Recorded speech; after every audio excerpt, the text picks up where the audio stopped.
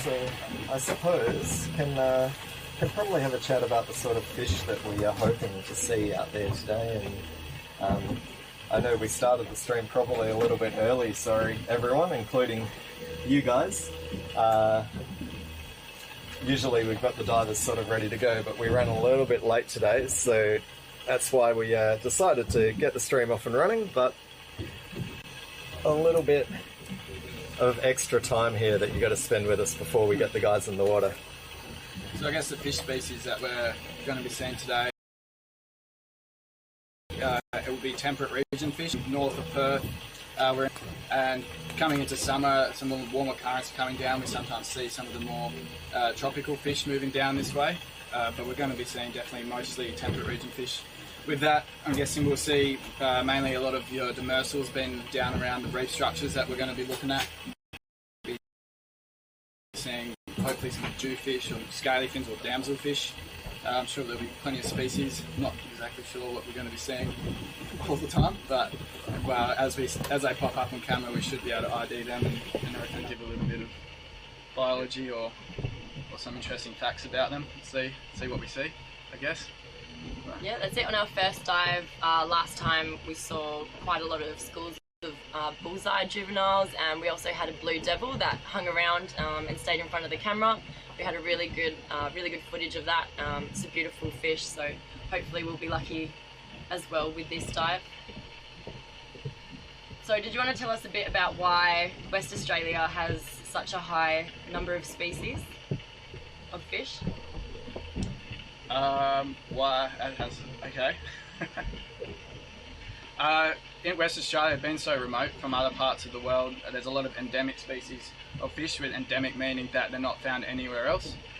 So there's a lot of, like, say, your jewfish, which is probably the most targeted fish in this area. You would not find that anywhere else in the world. It's only specifically found in the southern parts, or temperate regions of WA.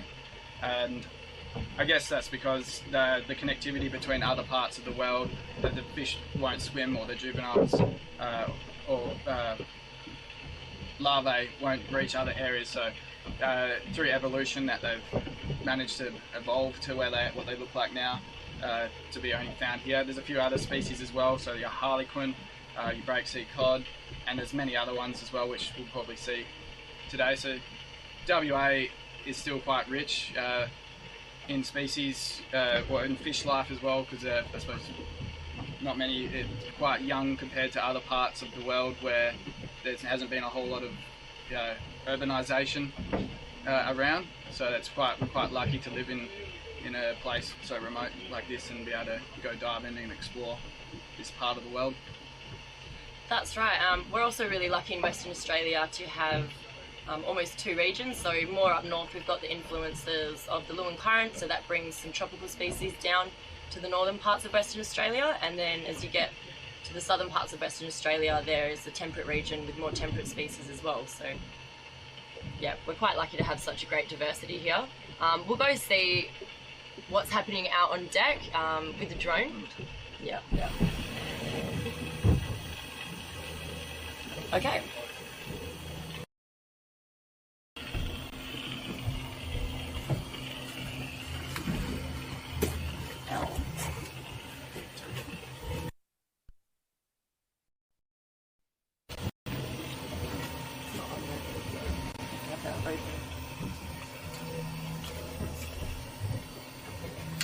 How's it all going out there? Good. We got our first diver in there, just checking the anchor chain and all that jazz. Okay, so we might take you for a little bit of a tour on the boat. Sort of boat that you need to. Oh, hi, Amy. Hello. Hello, Amy. This is the bridge. The control centre. That is, so this is the control centre. This is Rob's cave. Central nervous system. That's right. So you can see it's a beautiful day. This is our view from the top deck of the boat. As you can see, Ashley down there. yeah, we've got Ashley in the water. He's just checking the anchoring. The anchor's got a good grip.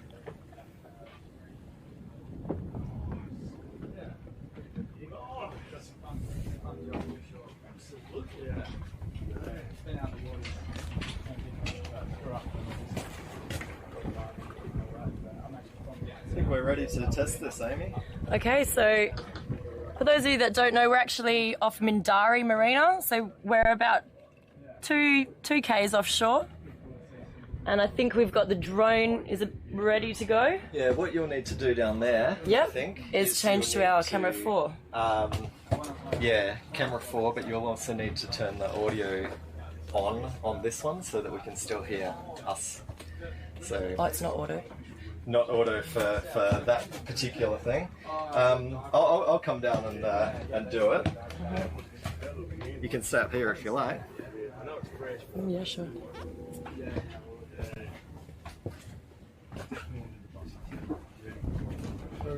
Ashley's still around? Somewhere.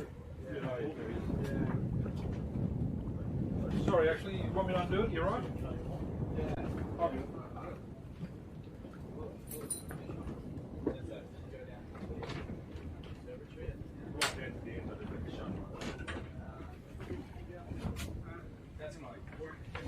Mainly just like we don't sandy anchors in the sand hole. I am, would you believe, and you probably would never guess, I am a professional tree surgeon. Yeah, right. There you go. And I still climb trees for a living, would you believe? Yeah. Yeah. But this is an absolute passion. I love diving, getting in the waters, and if I could do what you've done at your age, I would have loved to have done that, marine biology and all that sort of stuff. That would have been super. Never too late. No, well, it's not. That's That's it. right. Yeah.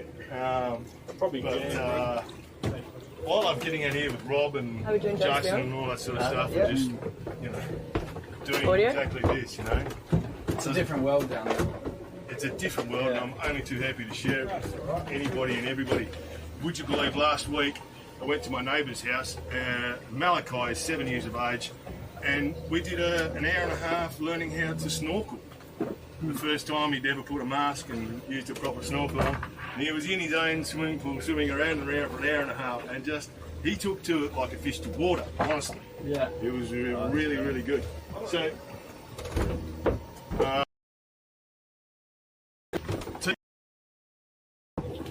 those skills, clean the mask out and all that sort of stuff. There's simple rules for snorkeling and all that sort of stuff.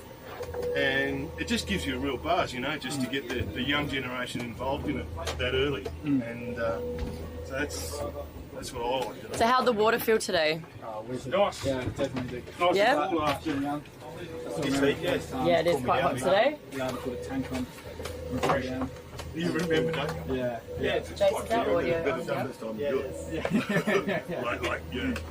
Mainly just Yeah, that's different. They say that you know more about the moon than they do down the ocean. So no shark sightings as of yet? Looked at the moon. we looked all day, we couldn't find one. That's what I was saying before. But you never know.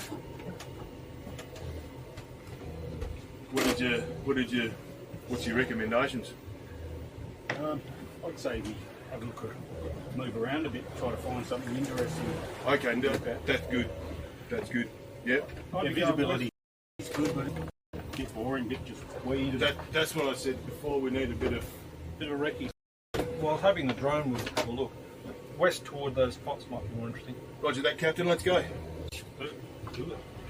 Okay, I think we're going to move the boat a little. We're on the Alright. move. Are we going to move the boat or not? Yeah, I think we are. We are.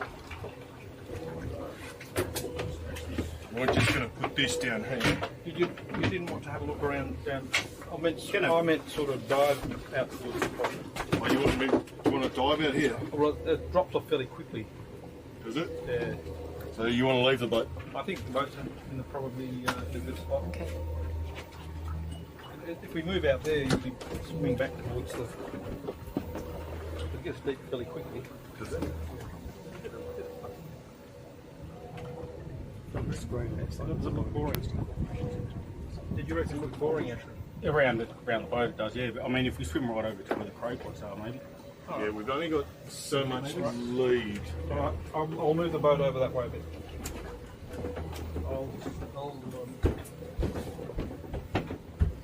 Alright, I think we've got a Can I hear you say we're moving the boat? Okay.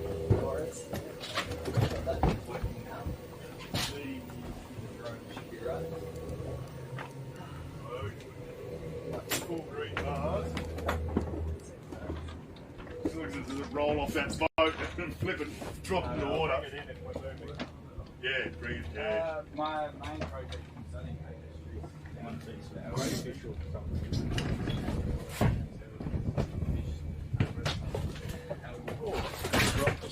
Right. Don't want the drone overboard, guys, so bring it here for the move.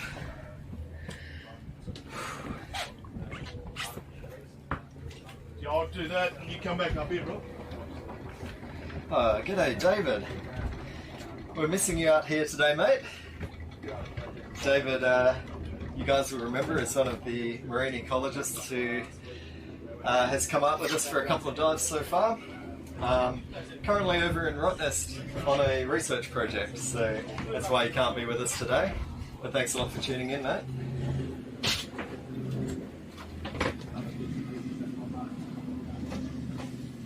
Fancy moving the boat from the water. View from the bridge. Yeah, so this is a control. No, that's not my responsibility. Dave, did you get the Cheeky.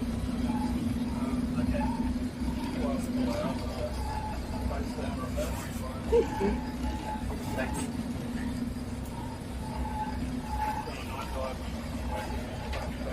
How we going? All good? Yeah, all good. Alright guys, so this is the transducer that goes in the water to allow our ultrasonics to work for them. Yeah, just sorry, mate. Has to sit a fair way down in the water to pick up the ultrasonics for the voice comms for us. Dave will be wearing the diver comms today.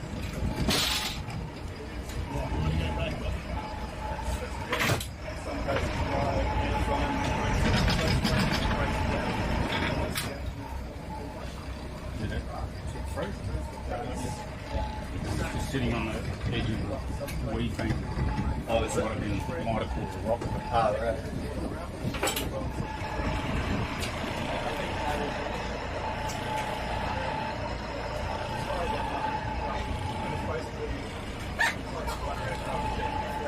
That was you snorkeling just before, wasn't it? Yeah. Look nice down there? Yeah. Visibility? Yeah, visibility is good, but mainly weed. So Oh, right, we need okay. to find a bit of rock so we can get Yeah, yeah. Seaweed can be interesting. Yeah. Yep. Yeah, it can be. A lot of it. If you like seaweed, you'll be happy.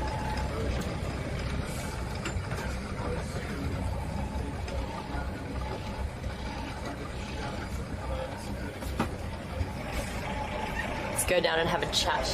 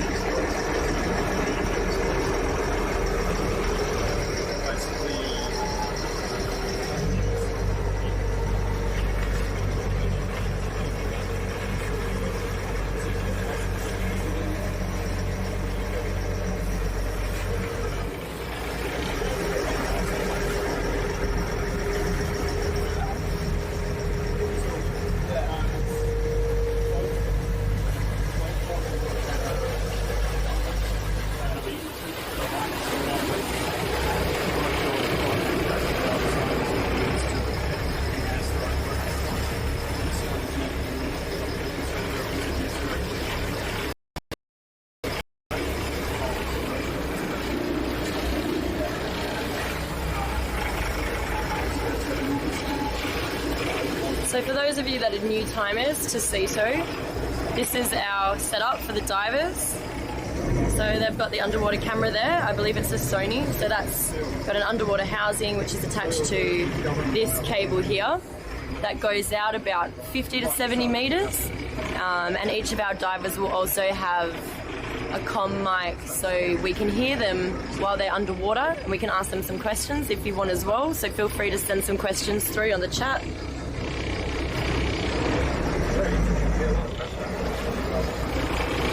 These are their very cool masks. So their masks actually have the regulator breather here on the side attached. And that hose there is also connects comms.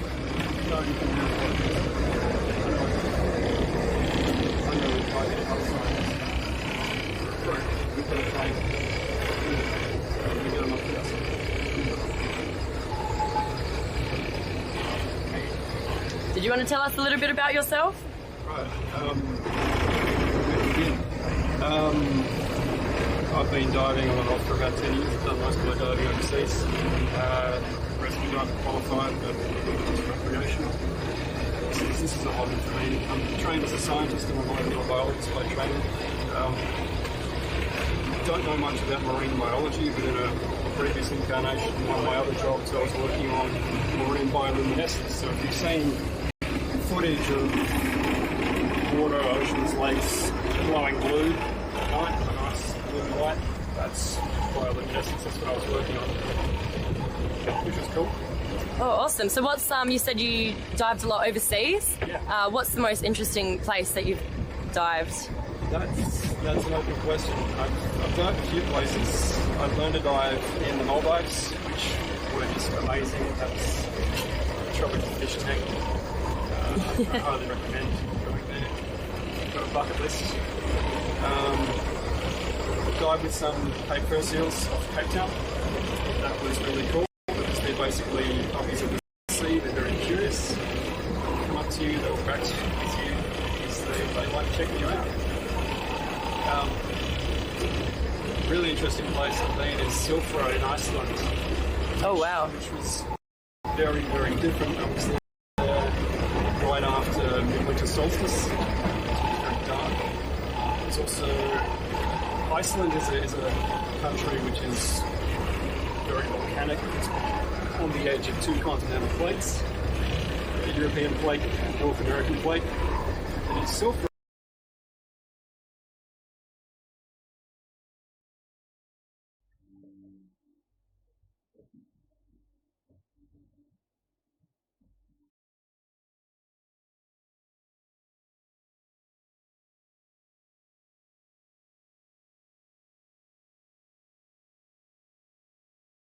pure, clear.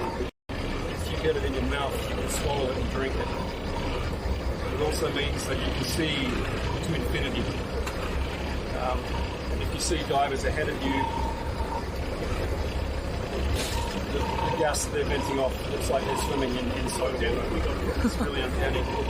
Amazing. What kind of things did you see in the water at Iceland? I imagine it's completely different to over here. Yeah, in there, I mean, there wasn't a lot of wildlife and fish that I saw. There's some weeds and stuff. The interesting point was where you can swim through the Silfra Channel and you can place one hand on either side of the canyon and you're touching two continents, Oh, wow. which is really cool. That's very cool. So again, stick that one on your bucket list. Okay, so I've added 2 new places to my bucket list.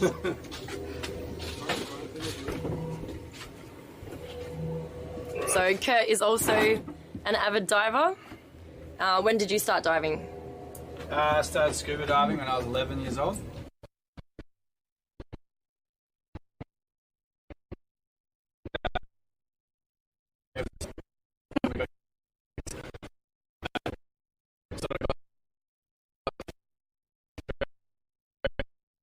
Else, pretty different places, not around the world, always around southern WA. I was always generally on the look for something to eat. I was doing sort of wreck dives or diving up in Perth I haven't really done before, so seeing things up here will be pretty cool from a perspective looking through the camera. Will be quite interesting, so hopefully see some things I haven't seen before. Done a little bit of diving up north, up Exmouth and all that as well.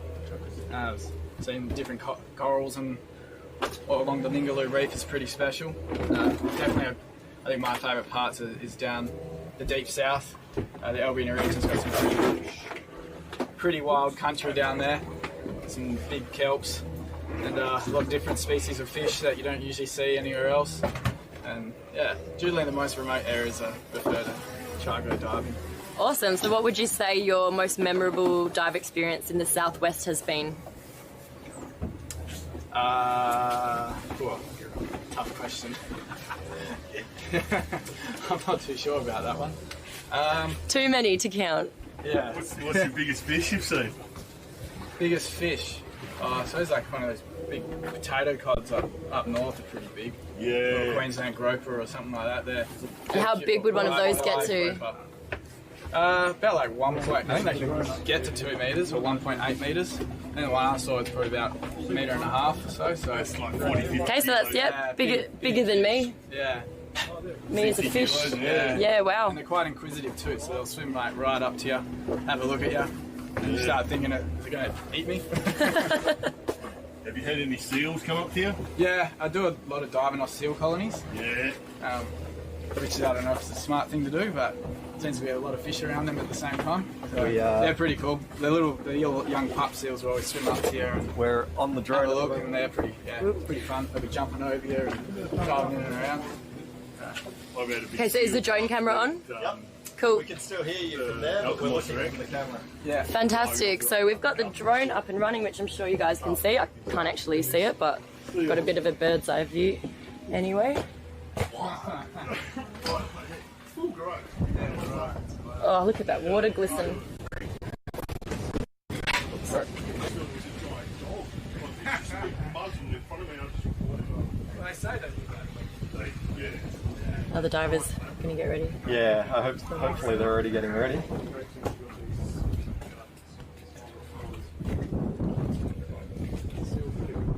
Divers all getting ready?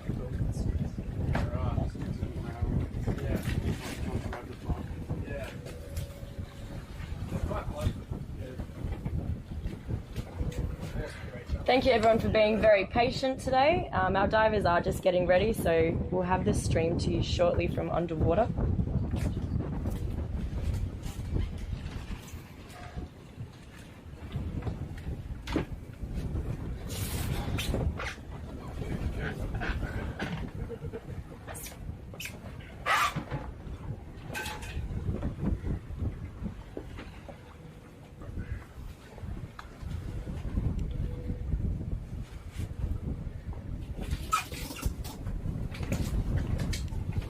So have you got any gear? No, I leave my gear down south. I mean, like just Might get you to pop that down if you...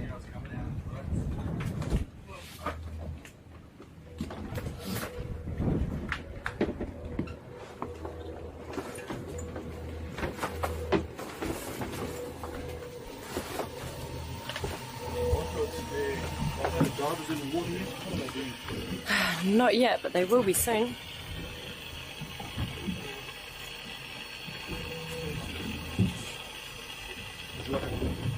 Oh yeah, sure, actually.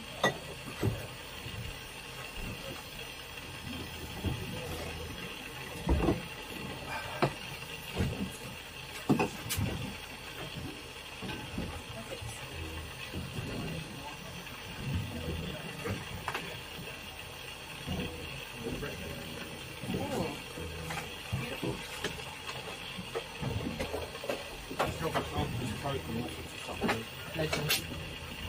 water, bottled water, beer, wine.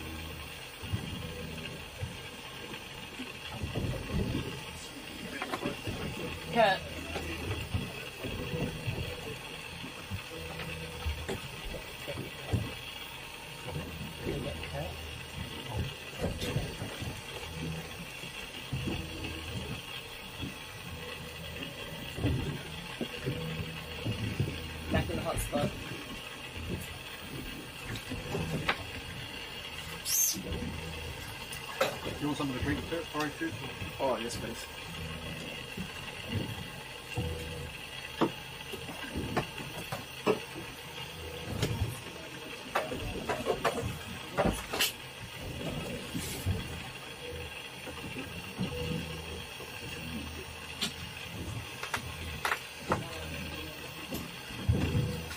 Early for dinner.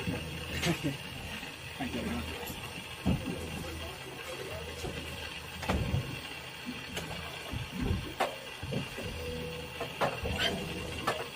So just while we've got a bit of time before the divers get in the water, if you did want to send any questions through, please don't hesitate.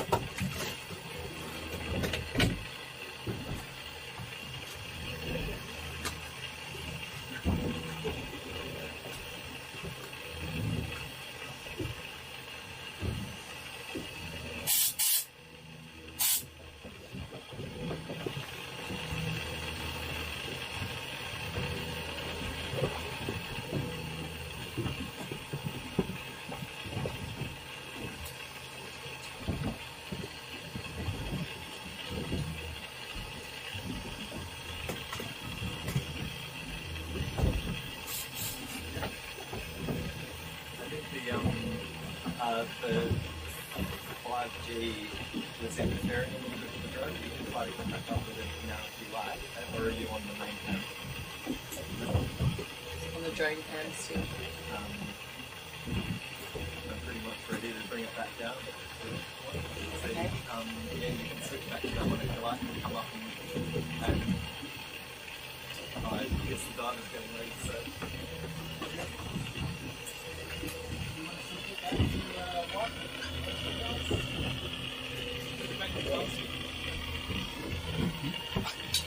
2 or 1? Do the divers worry about sharks at all?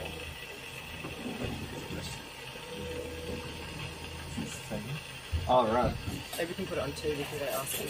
Yeah, if you want it on 1 or 2. Which one? 2. Done.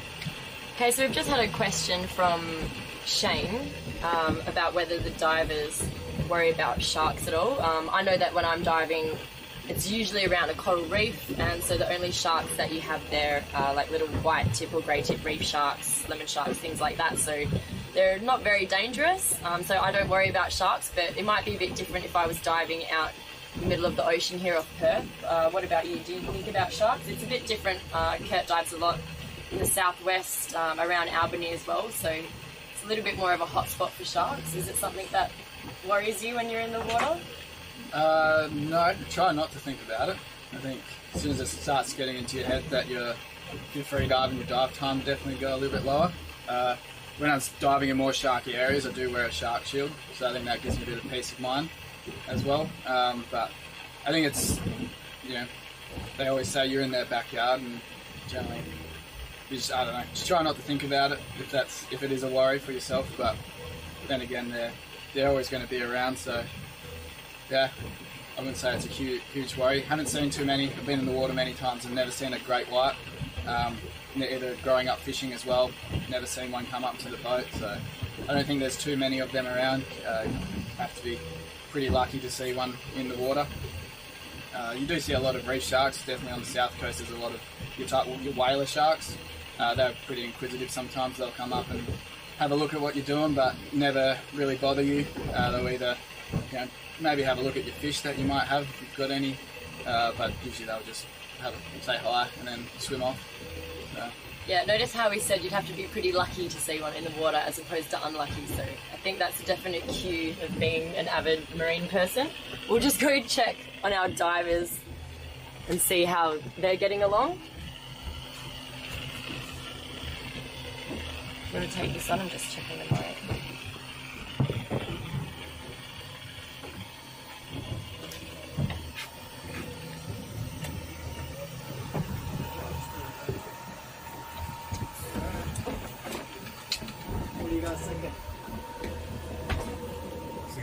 spent too much time out in the air at the moment. Yeah. We had a question come through. Yep. They asked do you guys think about sharks when you're in the water? Are you worried? Oh, we don't think about the sharks when we're in the water. It's probably more of a preemptive thing. You might, you know, because the TV said, oh yeah, we've closed beaches and things. You think about it then. Once you're in the water, you're sort of like concentrating on the job. And I've got a good man behind me, Leon, and he should be good tailing Charlie. And we're hoping he's got, let's dare say it, 20/20 vision. I got the contacts in there. 360 degrees. Oh, you have to invest in a prescription mask. It's one of the best things I've done. I might have to in the future. So as far as the sharks are concerned, Yes, they've got all well, those that's strips in there and they pop them in. That's probably not my problem. That's Leon's problem. He's got to look out for the sharks, and I just got to hang on to the camera. So, anyway, we'll see how it goes. Alright. Almost ready to get in the water. It's quite hot. Yeah, it is. Let's leave It this is, for a yeah. second. Yeah. Roll this up. It's okay, they'll be nice and cool after 40 minutes in the water. Last time everyone was looking for a hot shower. Yeah. Yeah. All right. So.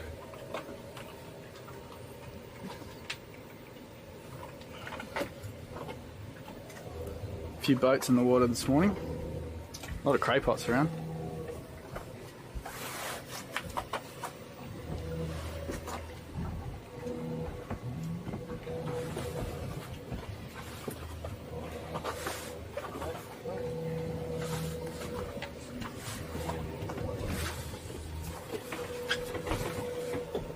So what do you got here, Rob? We have a technical issue with the Trident. Bad connection. The controller So this is can't- it. The controller can't seem to find the Trident. Actually, cleaned all the terminals. I'm about to throw it overboard. Visibility. I still think that I.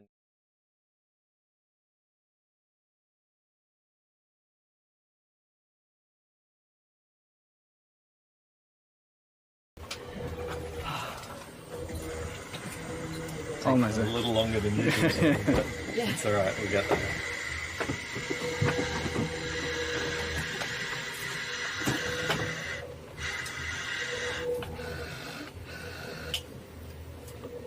How far are we away from the coast? Welcome to the stream, THQ4. What are we? About 3 k's out, Rob? Oh, probably. Probably about 3-4 kilometres out.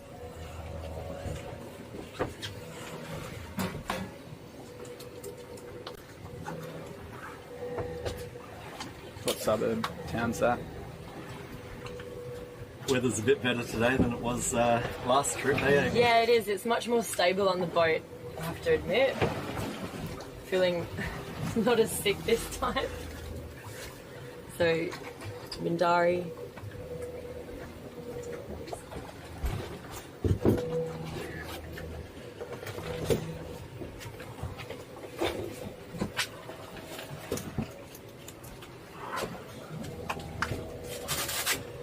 Let's see if we can show off this new camera a little bit, can we? Yeah. Yep. Alright, let's have a look here. That needs to screw in. Alright, cool. So, new camera compared to the last one. Still the same sort of camera, guys, but this one has a fair bit more zoom. So, let's see how decent this is.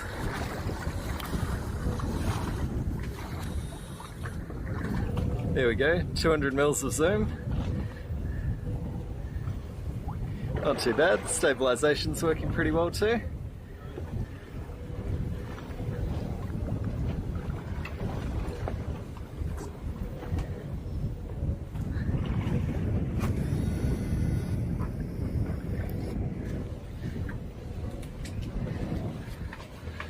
Have a look over at the mainland there as well. There we are. So about 3 kilometres away here.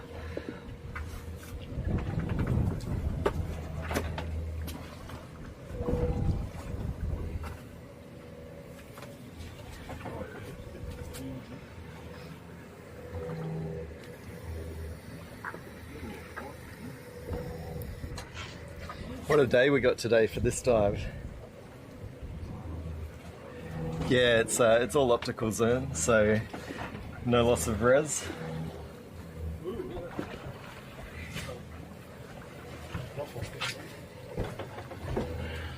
We got a pretty calm day. The waves rolling by and not anywhere near as bad as they were last dive for our official launch.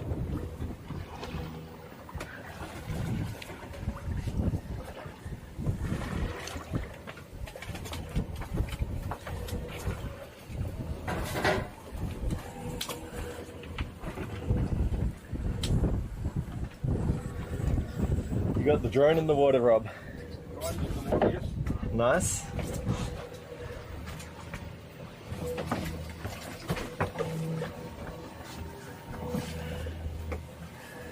Just about ready.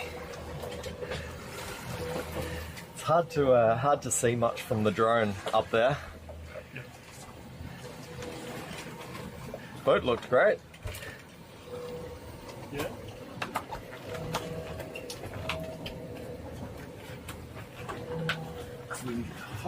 Let's have a look at your screen while you're doing that there, Rob. Oh, is it? On the wrong direction there. All right, this is Rob's drone here, guys. You can hopefully see the screen. It's under the water already, having a look around. Can't see anything yet. Can't see anything yet. Fair enough. Hi, Polly. Welcome to the stream. Thanks for joining us here, Shane and Polly.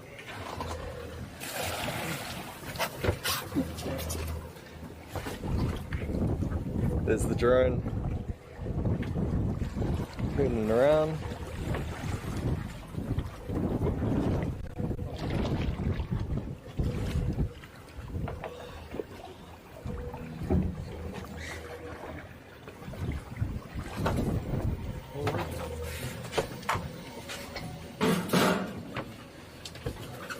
So you guys watching us on Facebook? Yes, you are. What's the quality looking like on Facebook? Because I think you'll find that YouTube quality will look a bit better than the Facebook quality. If you want to find our YouTube link, it is on our Facebook post. The top link on the Facebook post, guys. YouTube, if you're having trouble watching the stream on another platform, will be your best option to be able to lower it to an auto encoder or auto encoding as well if your internet connection isn't quite good enough to keep up with everything.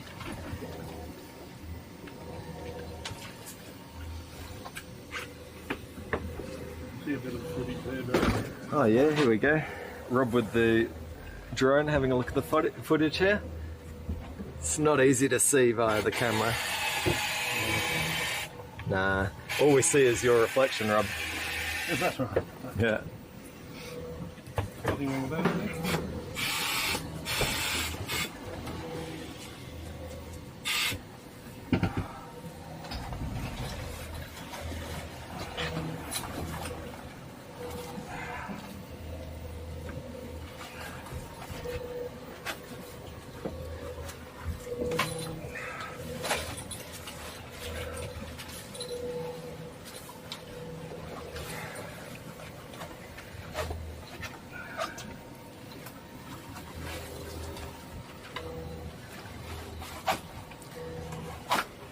So hopefully once you get in there, guys, the viewing will be decent.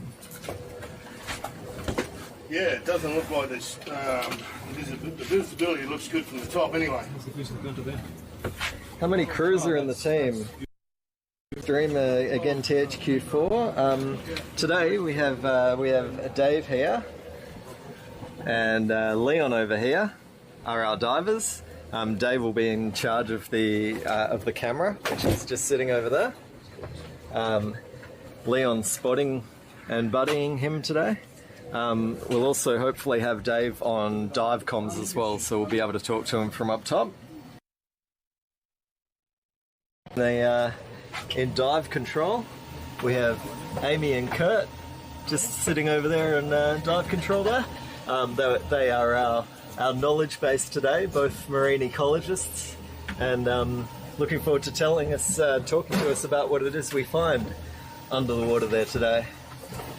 Aside from that, we've got Ashley here for the ride. You can see he's all wet. He's already jumped in and had a little bit of a scuba around.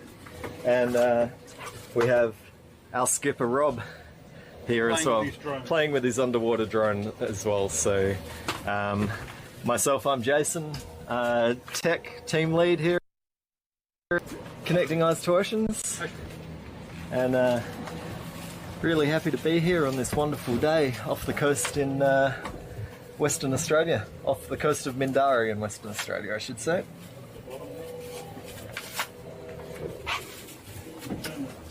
Got caught.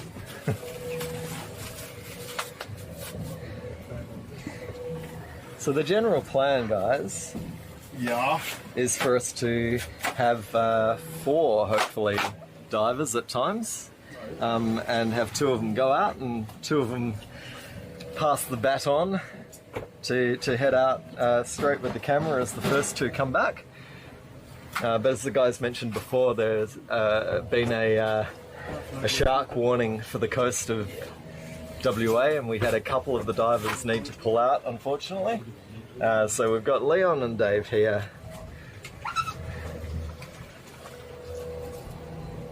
And hopefully no sharks. Yes.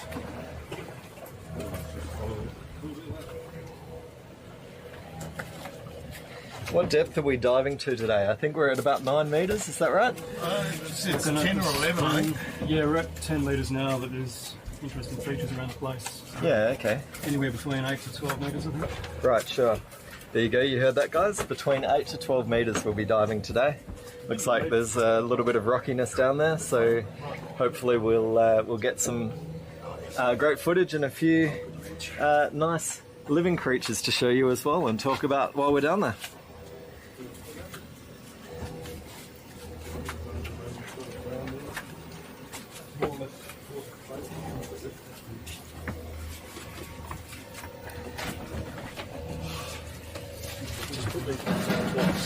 Once inside out.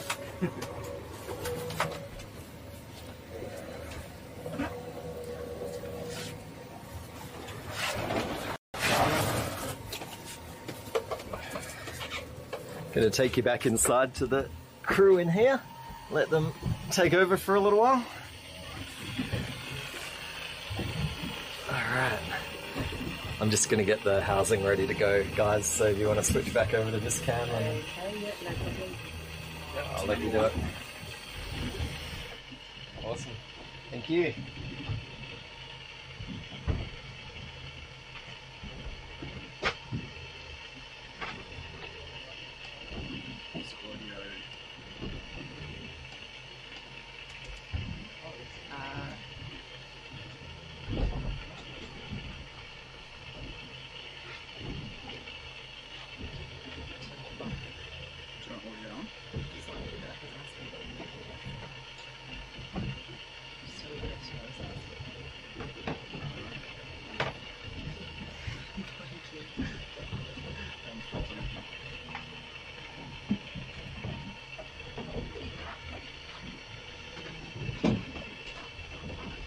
Okay, camera 1 audio should be on.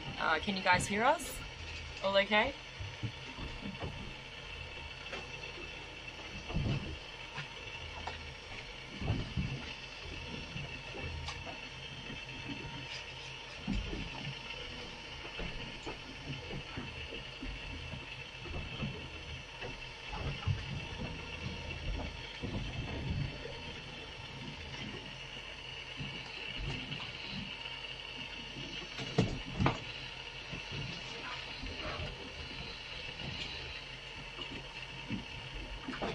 Cool, fantastic. Just about ready to flip in.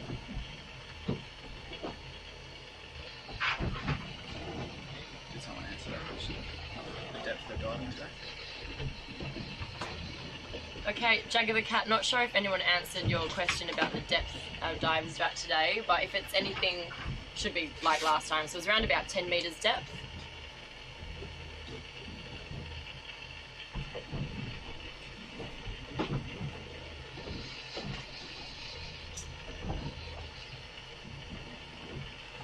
Is there anything in particular you guys wanted to see or are hoping to see in the water today? I know last time someone really wanted to see a rock lobster, which we were able to see a few of those luckily.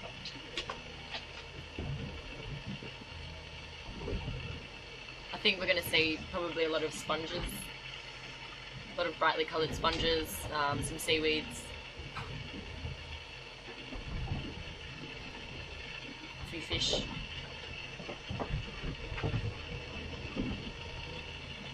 A lot of the algae are all photosynthetic, so diving around 10 metres is a great depth.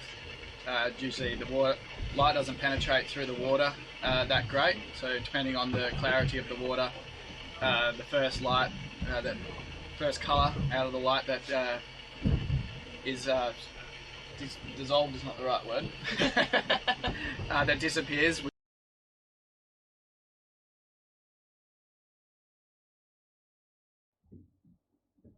I still think that I need to diffuse those lights a bit more. See it.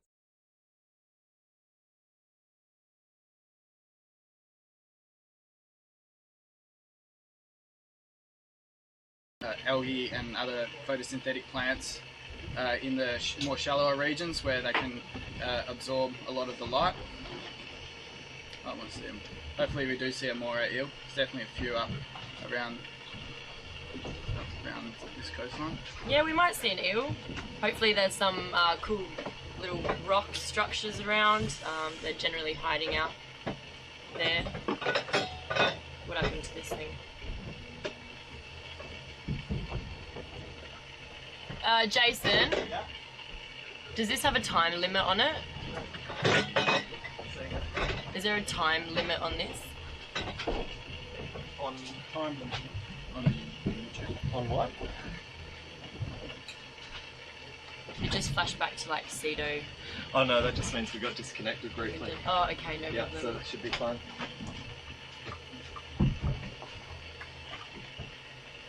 Yeah, we'll definitely see some seaweeds out there today. There's a common confusion between seaweed and seagrasses. So seaweed is just a general term for all the algae, macroalgae, whereas seagrasses actually have a rhizome and roots like plants. So we'll probably see some seagrasses, or maybe some seagrasses as well.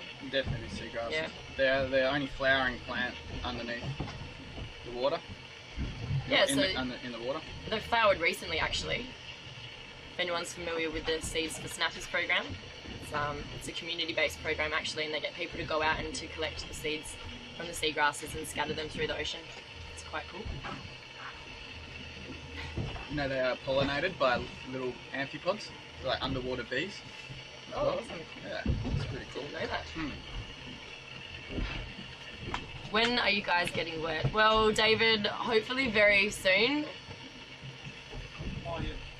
There's one other one. Is that what we're seeing? Should- Is that coming on now? No, so maybe we can flick to the underwater camera. Yeah, we can. That. There you go.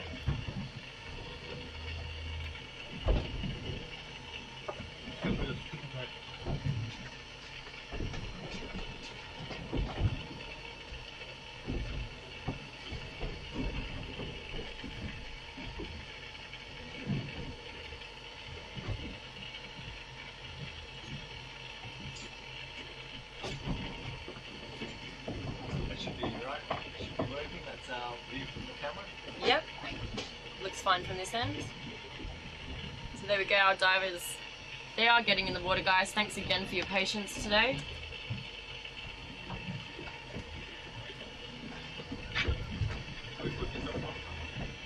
Yeah, I normally put it up on the Here we go.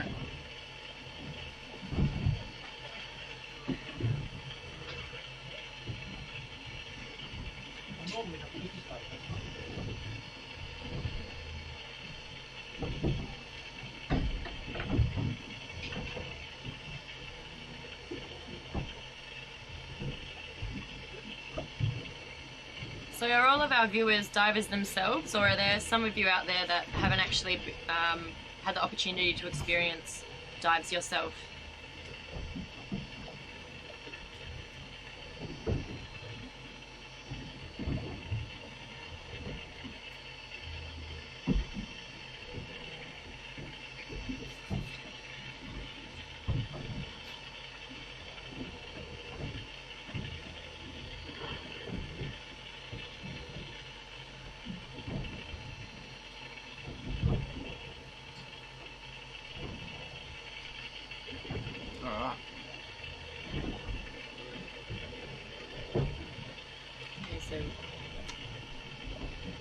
Don't forget, guys, we can speak to our divers. So if you've got any questions for them while they're underwater, feel free to send them through. Oh, yeah. Hello, yes, we can hear you on the boat. Fantastic. It's looking good so far. So right now they're diving on Eclonia radiata, which is a brown kelp, and there's a few other, there's some red algae there, which is Rhodophyta, there's three families of algae. You've got Rhodophyta, Chlorophyta, and Phaeophyce, or Phaeophyta, which is your browns, reds and greens. So at the moment that's a main kelp bed. There's with a few other species of algae down mixed in between as well. So they'll all be on a hard rock substrate, and they hold on to with a hold fast. Looks like there's a ledge coming up to us as well. Hopefully might some cool things. So that there is a damselfish. It'll be a type of scaly fin.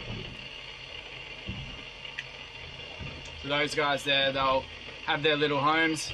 They'll either sometimes be paired up to a fish, and they'll either lay there. Oh, there we go. So that there is a black spotted wrasse. Ah. Okay. Okay.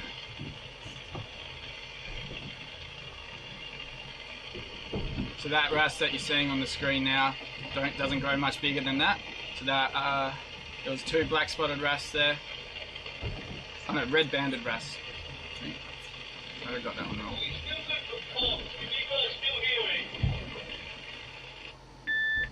We can still hear you. It's a bit less clear, but it's still alright. Okay, try again. Where? Ah, that's what we're saying. Okay.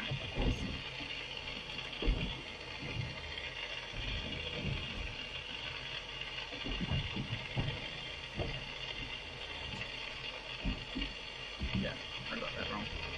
Red band wrasse.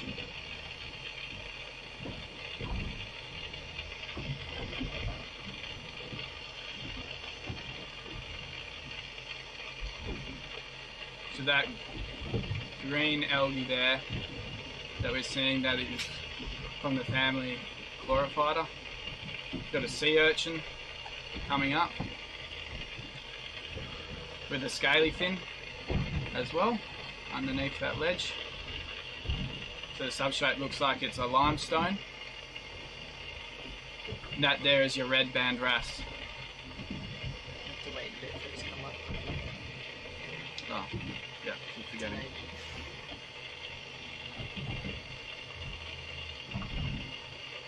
Very inquisitive. Oh, still not up to it. There we go. I'll get the hang of that in a second.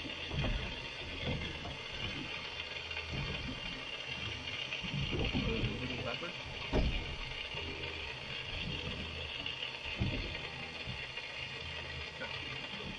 Footage is amazing. Pretty good, huh? Yeah. That's just about that good on stream as well. Wow.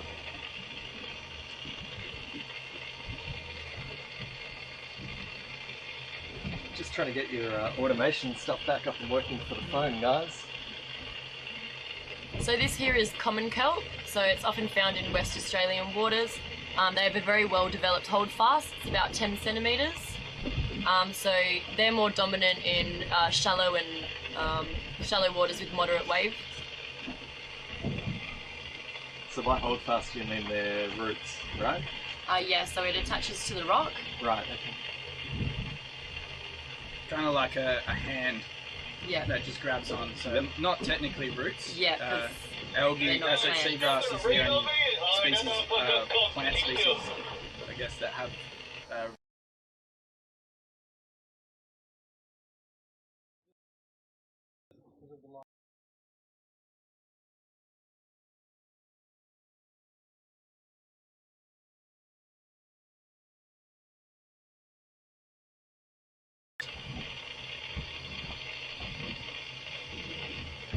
Slight disconnection. that's one of the larger sizes that you'll get those fish there. And they'll usually always be swimming in schools. When this is Okay. You can keep talking, that's fine. okay, cool. There's every likelihood that it's already come back. So that's 15 seconds late. They're very similar to the fish like the bullseye fish. Though you often find them all swimming in the same sort of schools together. From my understanding, I think they are from the same family. But they're quite cool with their yellow caudal fins and yellow dorsal fins and a nice silvery body.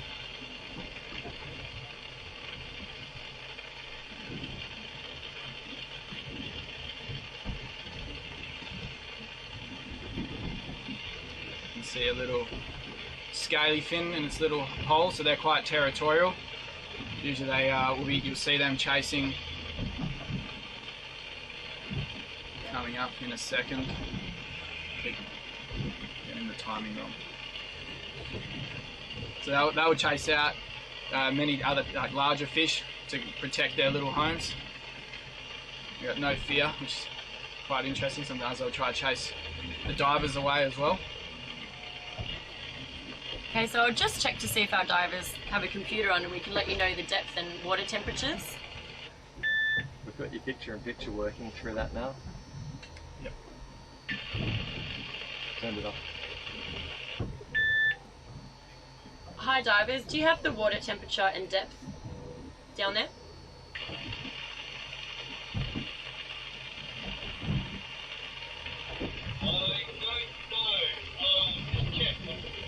Yeah, it's good. So what sort of water temp do you guys have over there at the moment?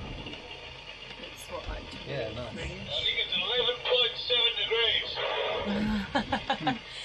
So one of our divers said he thinks it's about 11 degrees.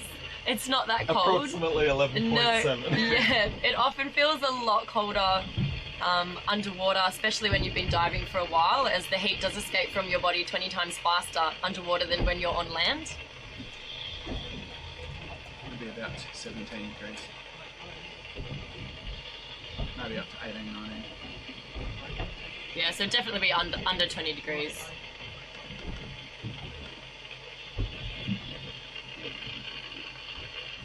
I think they're around about 10 meters as well.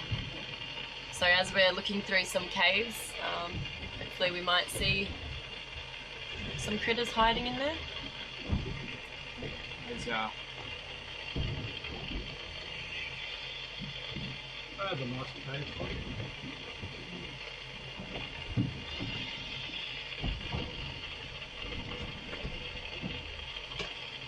Here's our friend again, the red-banded wrasse.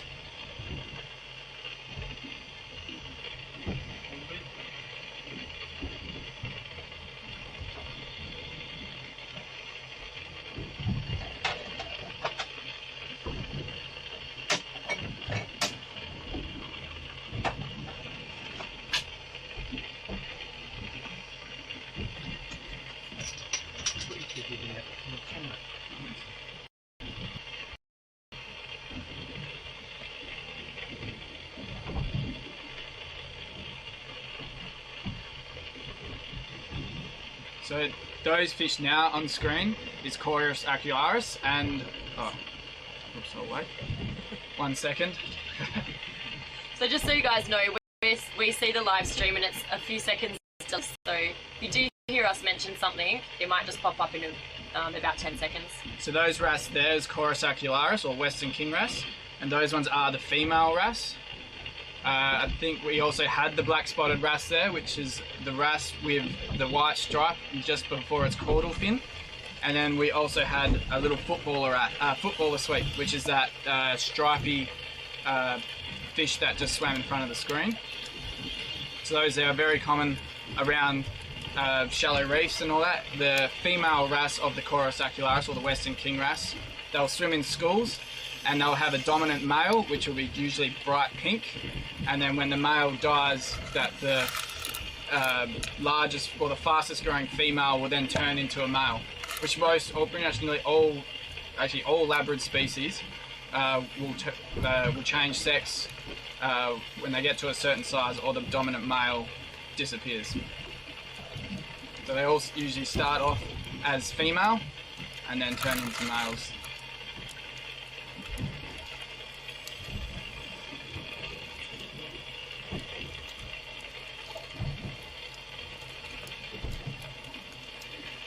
A lot of kelp. There today? Yeah. Yeah, they've gone through a couple. Hopefully we'll find some more. So what I want to quickly try is switching to you guys to the full screen so you can... Yep. Is that something that they want to be... That fish there is a herring kale. So can't quite see the colour of that one to tell if it's a male or female. But it's they're very shy fish. They'll always be hiding within the seaweed. Don't usually come up to the cameras or divers. So to be able to see one before it swims off really fast it's pretty cool to see one of them. Right, so what we're going to do is quickly switch to you guys and then move the picture-in-picture to there. Beautiful. So we've got the Amy and Kurt on stream now. The main reason I wanted to do that is because I wanted to check that this works. Name tag. Amy. Alright, let's see if that works.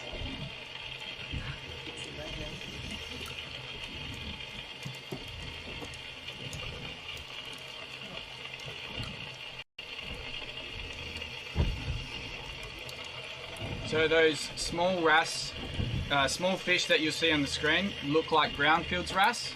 So they don't grow too much larger. That larger fish there is a male cod, which is also a wrasse, or brown spotted wrasse as well, and that would be the male, and there should be a couple females around. Just in a second. Wait, is that on the screen at the moment? Yeah. Yeah. So those were your footballer sweep that just popped up as well. So that's what they see. Okay. Okay, so the small cam's gone off. Okay, back to... So those fish on those stripy ones are your footballer sweep, and then the little wrasse are your brownfields wrasse.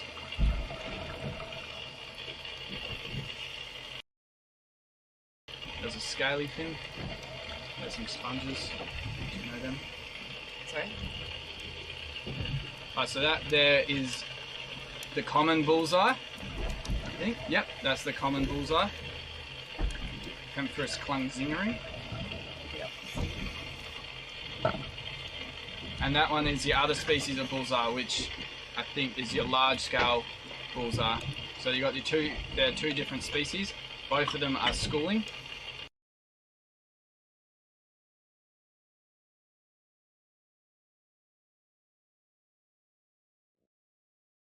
I'm talking about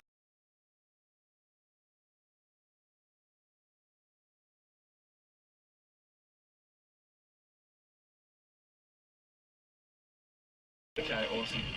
So those two bullseyes there are two different species. One's the common bullseye, which is I suppose the more golden one you're looking at, and they are smaller than your large scale bullseye, which is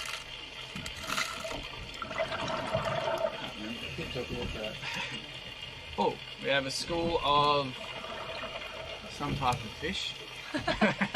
Can't quite see that one. They are really small, a bit hard to make out. oh, there's a lot of them. Yeah.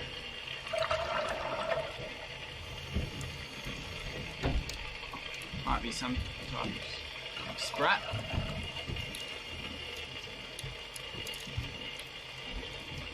So sprat is like your white baits or blue baits to any recreational fishers listening. I'm not 100% sure. Oh, so this is the Western Talma fish.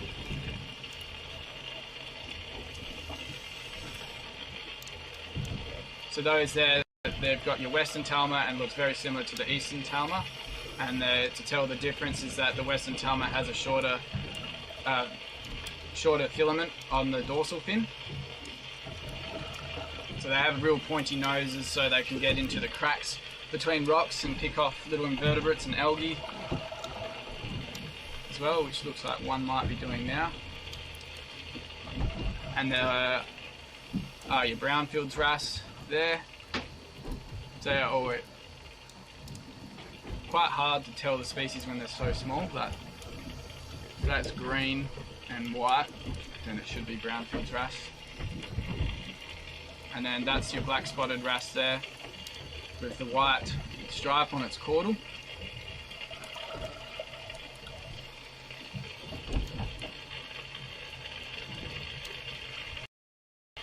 And then the wrasse behind the scaly fin, or the damsel there, looks like the female of the brown spotted wrasse, which is what we saw the male just earlier.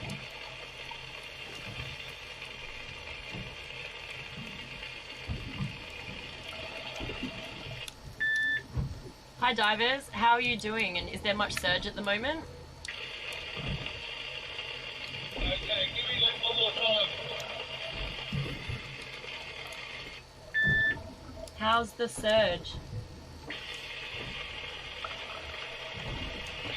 Yeah, the surge is okay, it's bearable.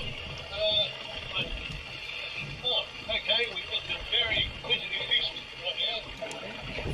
So you can see how the scaly fin, or that damsel fish, is coming up to the camera. So that's actually, it's been territorial, trying to scare away the diver from its little home. Yeah, damselfish are pretty cool. I think we explained last week when someone asked, they actually weed out the species of algae that they don't want to eat, so that they can create their own little garden of food of the species that they do prefer to eat within their territories. Oh, what a beauty! Ooh. So we have a harlequin fish on screen at the moment. So that one there, having the yellow spots underneath, would suggest that it could be a female.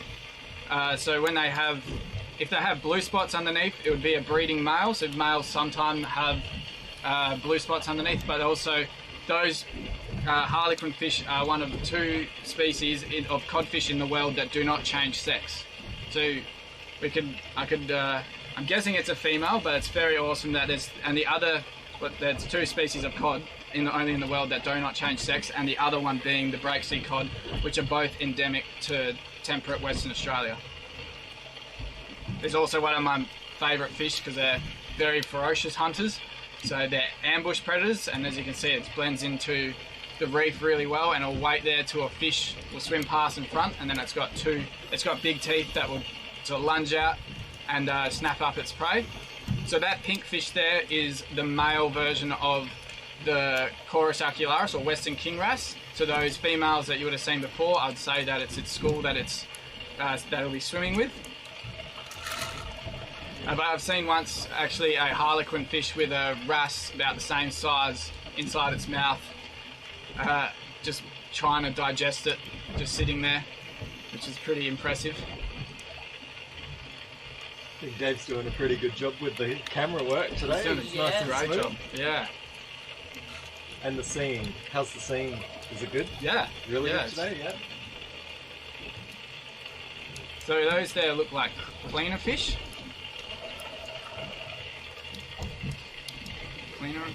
Cleaner wrasse.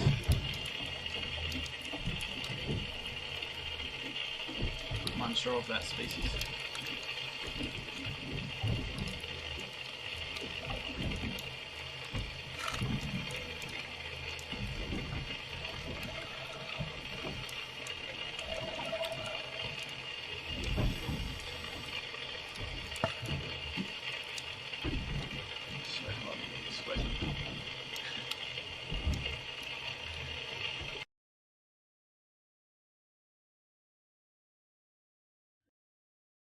Oh wow! Actually, that wasn't an eel. That was an octopus. Let's try something.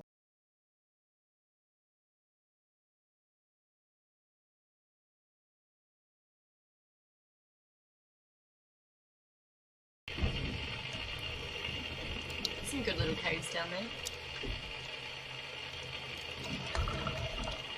Oh, that one there looks like a sand bass. Yes. So that fish is a sand bass. Look very similar to like a barramundi. Don't think they're related, but similar morphology.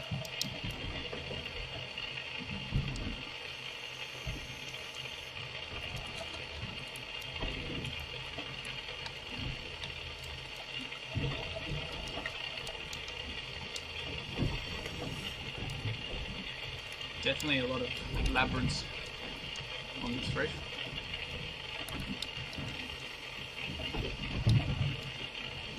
Hello.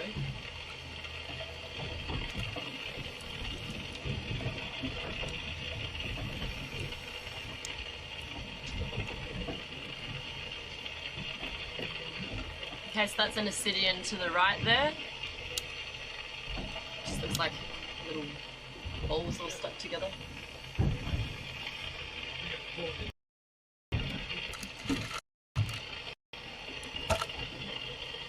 There's lots of bright colours, so there are often algae or also sponges.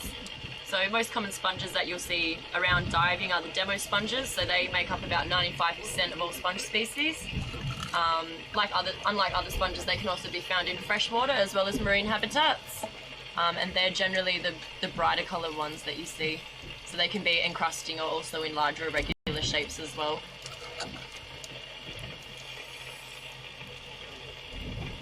Is that a leather jacket in the background?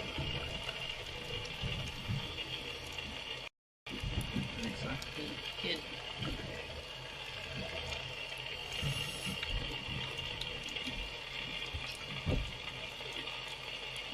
Oh, we have a leather jacket here. So Monacanthidae is the family of these guys, and they're one of the hardest species of fish to ID. This one might be either a six-spine or a blue-lined leather jacket. So to tell the difference between some of the species, colour is definitely not the easiest way. I was reading a PhD of the person who ID'd all the as many Monacanthidae fish, and they had to use either counting the vertebrae and the teeth, which I've caught many of these guys and to ID them. I'm pretty sure this one is the blue-lined leather jacket, which you can see with the bright blue lines over its body.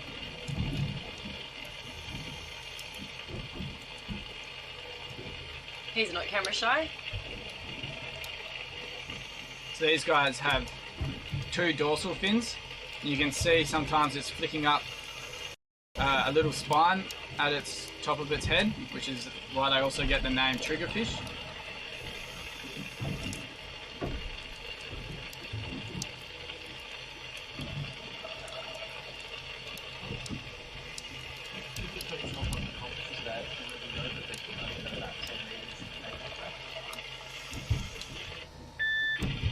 Hi divers, just so you know, there's only about 10 metres of cable left.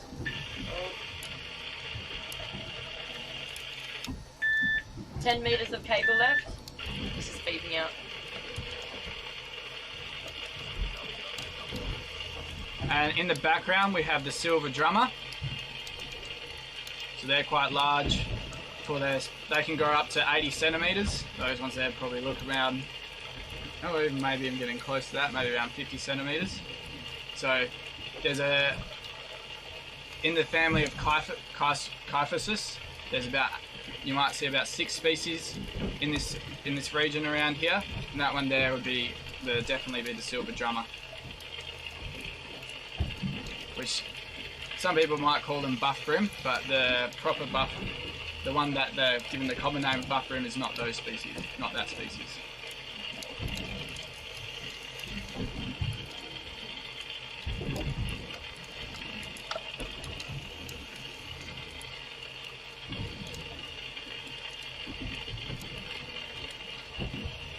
So we're seeing quite a lot of fish today. It's definitely more fish than we saw on our launch dive.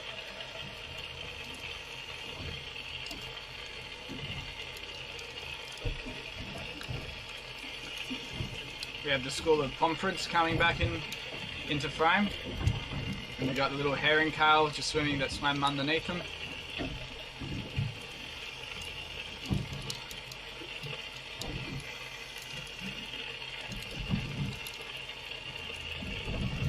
Which I think might be popping up again.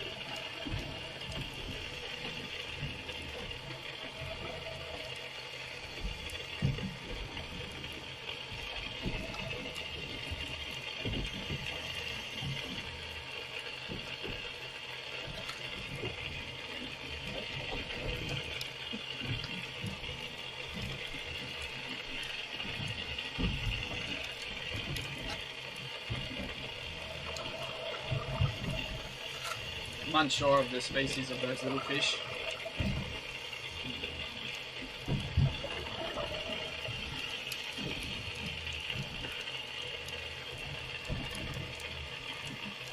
I'm getting pretty close.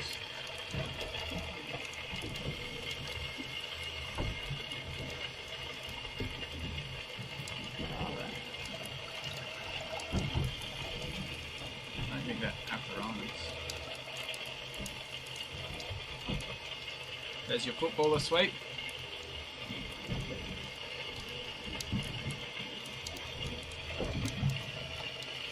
Not hard to guess why they're called footballer sweep. Look like they're wearing some type of Guernsey. Or shaped as well, maybe. Fun. Maybe.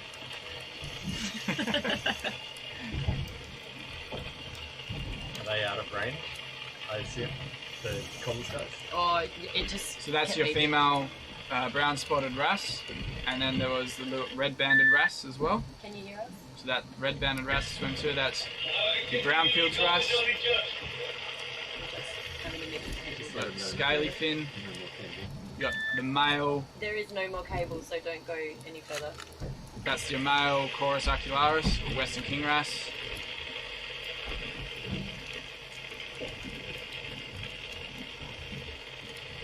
And that's a diver.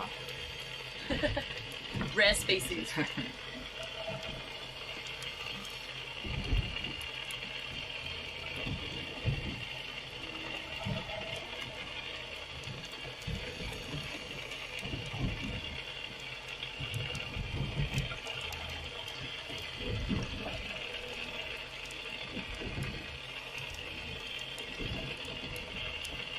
That there is your male, and then the female of the brown spotted. And another female. Is there a problem with the camera or we're all good? We're all good. You're just out of cable, so don't dive. Don't travel any further out. Roger that, clean up. No more coming out. Oh, Oh, what was was that that? could have been a cardamom fish?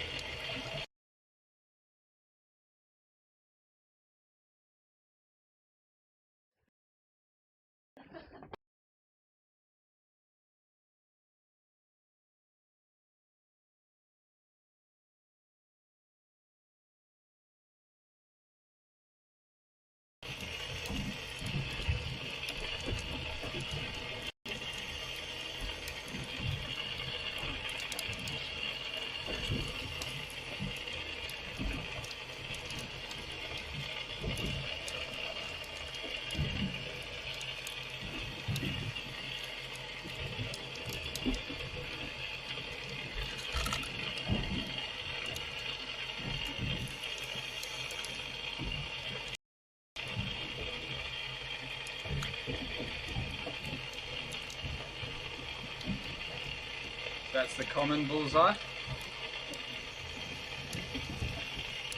Fun engineering.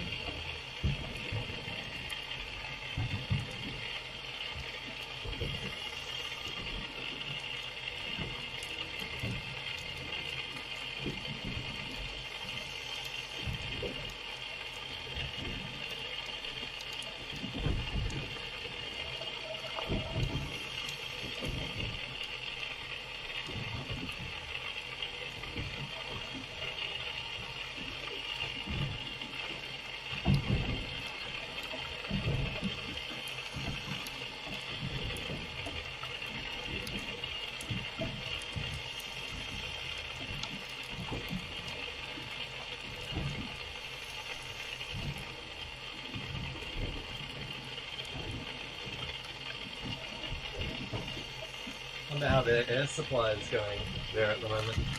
Must be pretty close, huh? How long have they been out for? Not sure. It's not that deep, probably.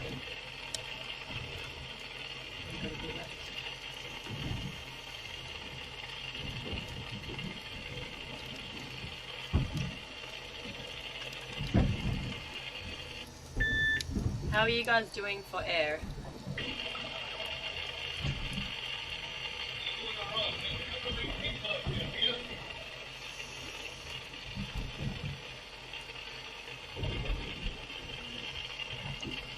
Big name in the same species over.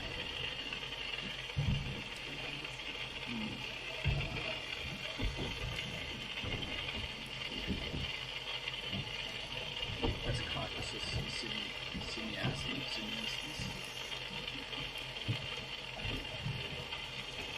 I'll tell the species, they got a little black dot. But also they're called dark.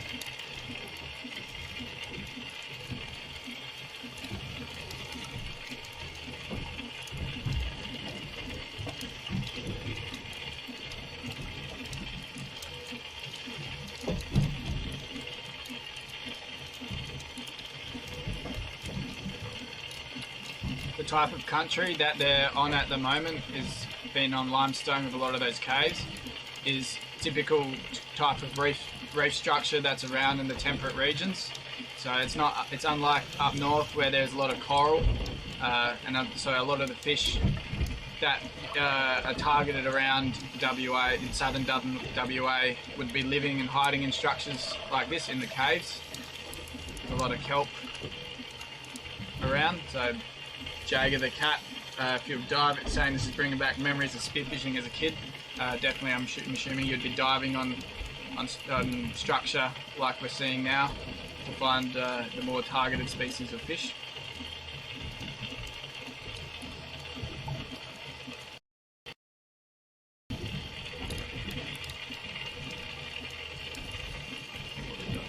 So Kurt, did you want to explain to the viewers why fishing like spearfishing is a more sustainable way of catching your marine food? I think it's up to personal opinion on what you think, if it's a more sustainable way. Personally, I do think it is a more sustainable way than fishing. I do both fishing and spearfishing, but with spearfishing it's quite selective on what you're catching. So if you're targeting jewfish, you're not going out and catching a number of fish to just get that one species of fish that you're targeting. We've released at spearfishing that when you're down underneath the water, you can be quite selective in what you wanted to catch. So I think in that way, it is more sustainable. With also saying that, I don't think it makes spearfishing is any easier in finding fish than it is with. You still get the fish underneath the water and then have the skill, I guess, to swim up to them and to be able to take them. But it's definitely up to personal opinion to what you think is more sustainable, either fishing or spearfishing. And it is also a lot nicer being under the water than it is on top of the boat, but I think that's also personal opinion as well. Yeah, definitely. And even with commercial fisheries, for example, the way that they catch prawns, there's a lot of bycatch in there, which is obviously not sustainable if you're catching a whole variety of species that you're not supposed to be catching. They do manage commercial fishing, though, to be sustainable. It is really well managed with the government departments. Oh, here we've got a new species of fish. So this is a Maori wrasse. This is, so you can see they're quite quite pretty, these fellas, and very inquisitive as well. So they got the bright blue lines on their head with the red back and the white stripe. Oh, the door's shut back.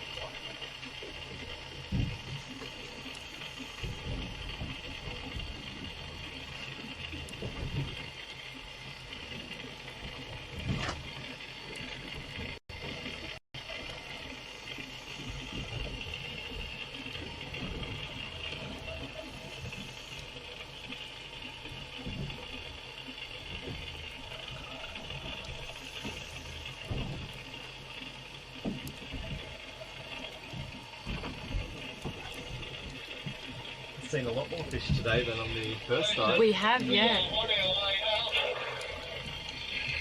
We'll stop at about 5 metres and then we'll take a minute and then we're on our way up. Copy that. They just want to let us know when to start pulling. Okay. Yeah, so they're coming up now. Yeah. So our divers are just heading back to the boat now. They just need to do a safety stop at 5 metres.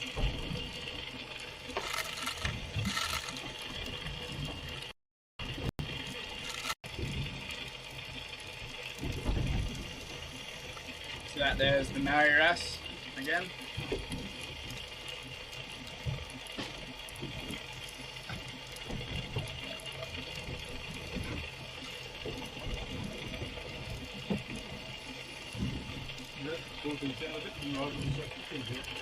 Yeah. It's quite Yeah, it's very warm today.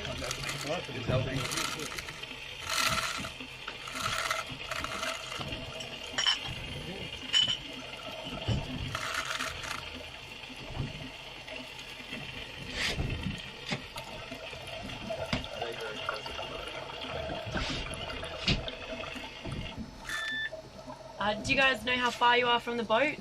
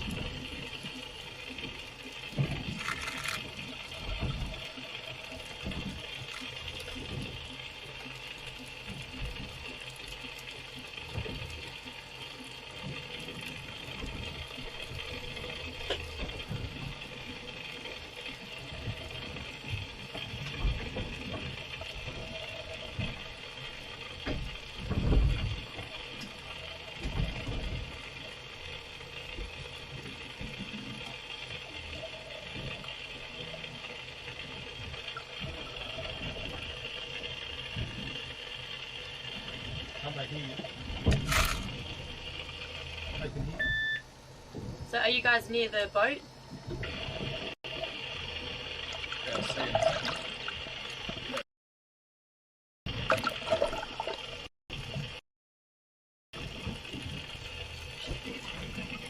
Maybe we can change cameras.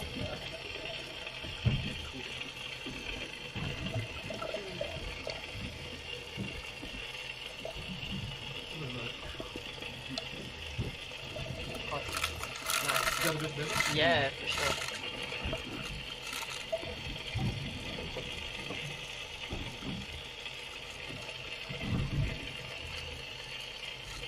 Okay, so I think we'll go have a look on deck. I think we'll come and have a look up on deck.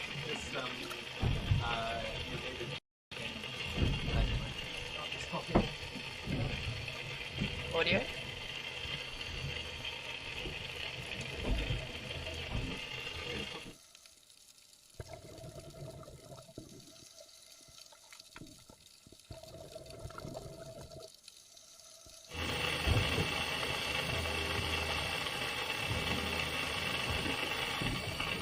Okay, so let's go see our divers coming back on the boat.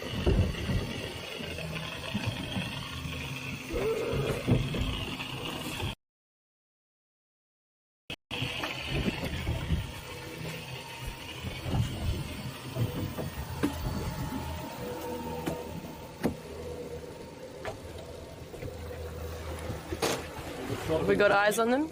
Coming in there. There we go.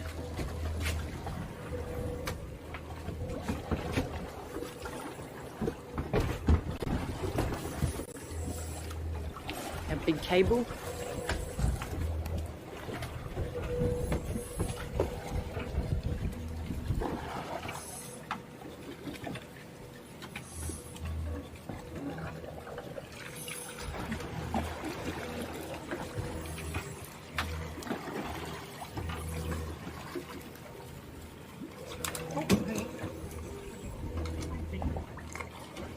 You lost your torch, Jade.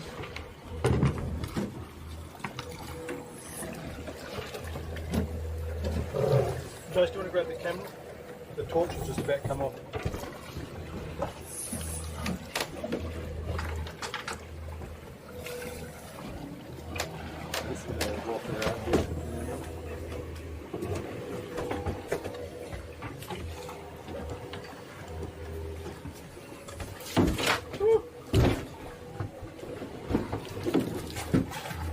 Water.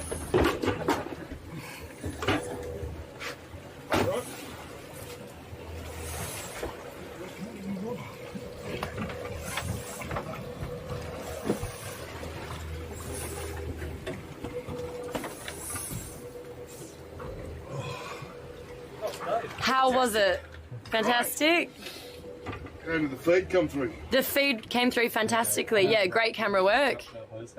Fantastic. Visibility was good. Yeah. That's good, thank you. The old boys breathe the air a bit fast these days. I'm sure he's probably got half a tank left. But what were those big silver guys? Always, were they brim?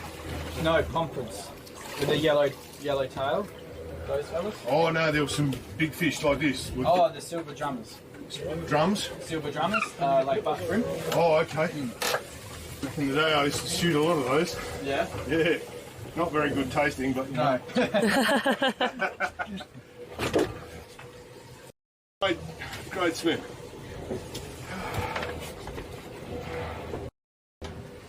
It's the only problem with having the weights in your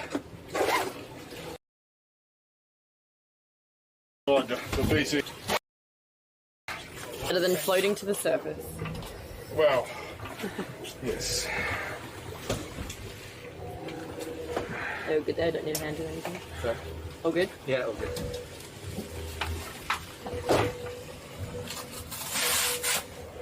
So, Kurt, when are you going in? I've got a spare tank there for you. Jumping now, you reckon? Come on. Yeah, we might have to get him in the water one time. I can't wait to go for a dive, actually.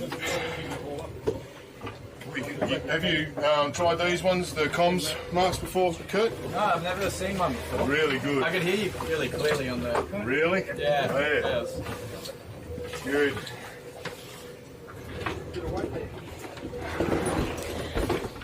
How is it like to breathe through those? Is it?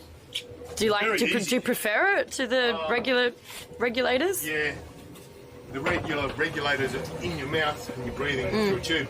That you've got your own space inside a helmet, which is really Fantastic. good. Does it take a while to get used to, or is it? Not once it's on and you strap it in real tight, it's Amazing. real good. So yeah, no. I tried to get as many of like the little fish on the feed. Yeah, we were able to ID all of them apart from 2 species. I couldn't quite get close enough to. There were little ones like that. Like Yeah. They'd have to be like right in front of me. Yeah, I tried. There's Yeah. a couple of neon stripy ones that. Yeah. Yeah. But everything was super easy, awesome camera work. You could see the fish right in front of them. Yeah. Awesome, yeah.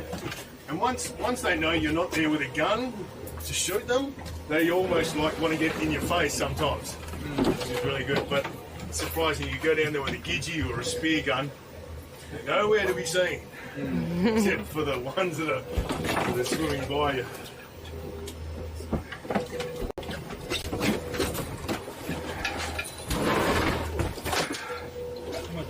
Just lay him straight down on his side there, yeah, just lay him straight down. About 100. So Kurt, first time here. Yeah. What do you think of the tech setup and everything? It's amazing. Yeah, I'm blown away by all the equipment that's on the boat. It's quite very impressive. definitely. And it's ran really well as well. It has, yeah. Switching and all that, gone very smoothly. Just did a little bit of a fix on the camera. It's all back and torch reattached. Very good. Another cable tie. The weld's held together by cable ties. Yeah. Well, even the little flag. Yeah. You ask any drift car driver. Fix everything with that. Yeah. Cat, give a good job up here. We are rocking a little bit, but it won't be showing up too much on cam, that's for sure. We're looking at a 10 to 15 knot southwest. Come through. Quite capping out. Yeah, it started silting up down there. Like, the viz was really clear early on. And then the surge came through. Some debris with it.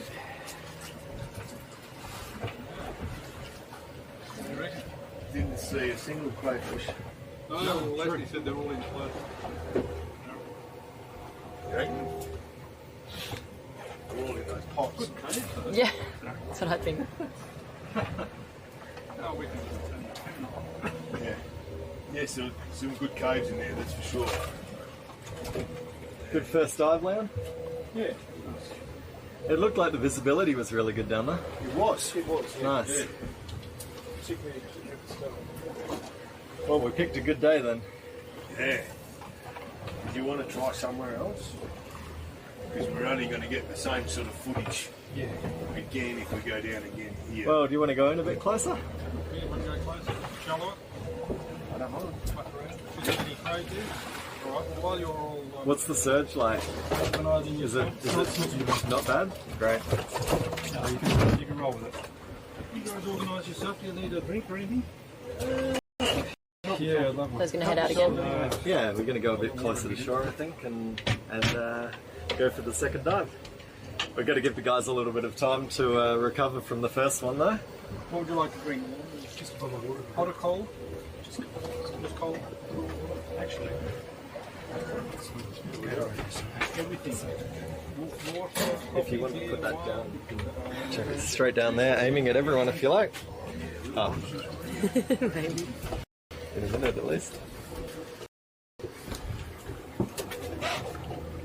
It's a great opportunity for those of you who are watching to go ahead and ask questions, either of Amy and Kurt or Leon and Dave.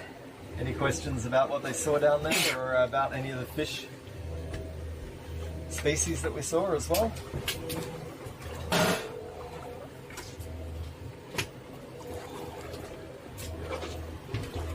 I've seen those, what did you call them, Kurt? Those big silver jobs? What did you call them? Silver drummers. Silver drums. I've seen them wall up in front of me.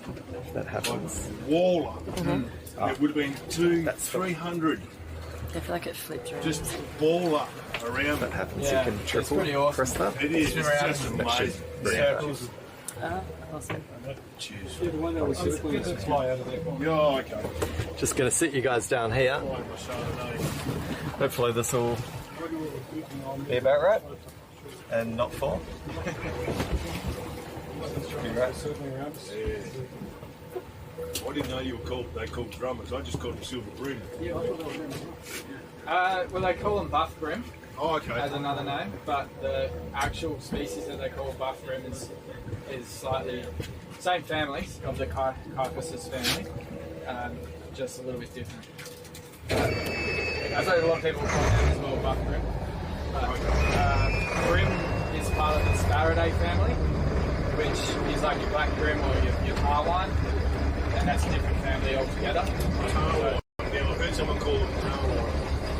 Those would be called tarwine.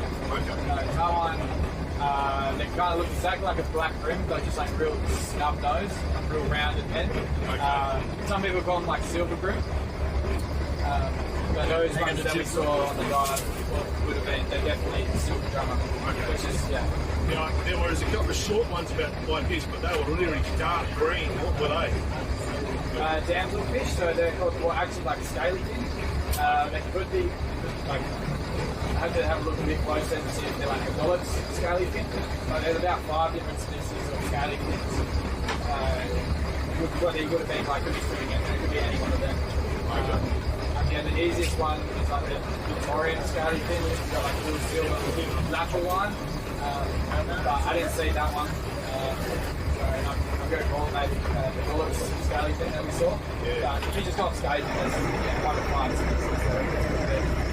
There's a schooling little yellow diamondy fish. What are they? Conference. That's like the Western Conference. Okay.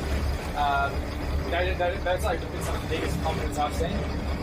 Usually they're a little bit smaller, but they're always sort of like high schools. Same, like they're very closely related to the bullseyes, which you saw 2 species of bullseyes. So you got the large scale bullseye, which is like the larger, slightly darker one, and then the common bullseye, which is the smaller, It's pretty warm in there, huh? colour.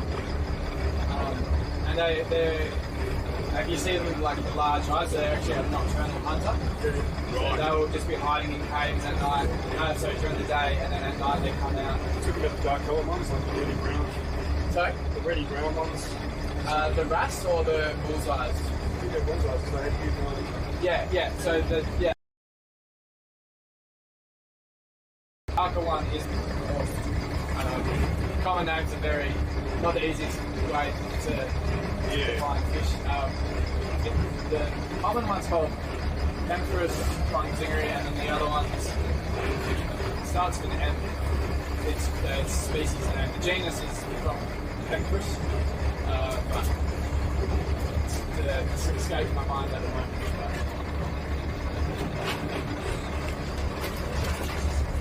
But you saw quite a few species of wrasse. I think they were definitely the most common. Plenty of wrasse in The there. common species down there, and there was at least 6 or 7 species of wrasse.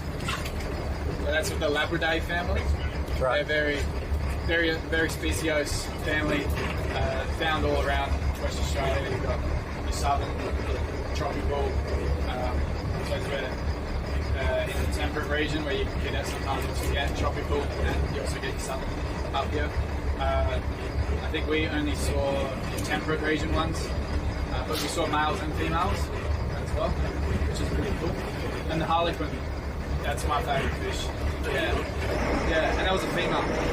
It could have been a non-breeding male, which they're not in their breeding season at the moment. Did we see it today? Yeah, that was the one you were checking out up in the overhead. Oh, yeah. the bright blue dots on top of it, above its natural line, and then the yellow dots.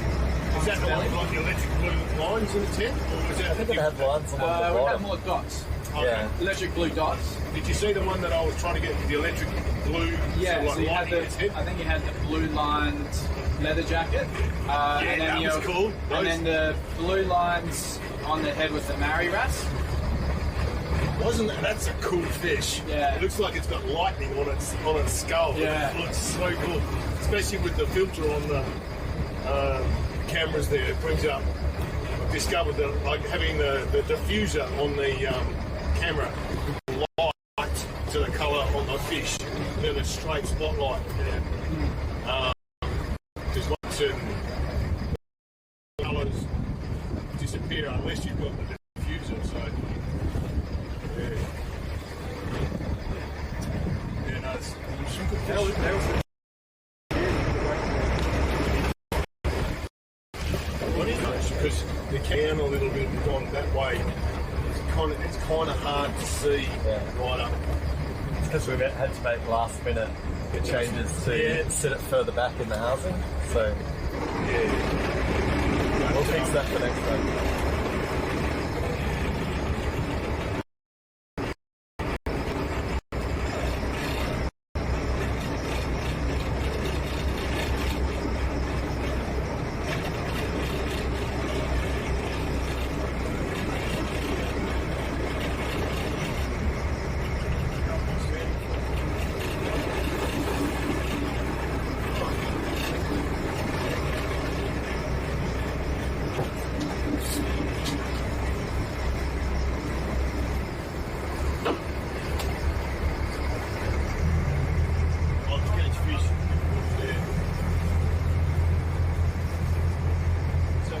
So Kurt, do you reckon this is the sort of thing you'd like to come out and do with us again sometime? Yeah, definitely. It is quite fun. think as we get more and you get more sort of chat participation in that, bouncing back and forth between people and answering questions and looking at what's going on, I think will be really good fun. Yeah, it's always enjoyable talking about like marine life and everything I've been studying for a while as well. Tell you what, your knowledge is impressive, mate. Just about every fish that hit the screen, you're straight up telling us all about it. It's great. As a little kid, when we used to take reading books into school, I used to take in like the fish ID book. Yeah. That's what I used to do is like the classroom reading. Right, nice. Now working as a job, doing that, it's quite cool. Yeah, awesome.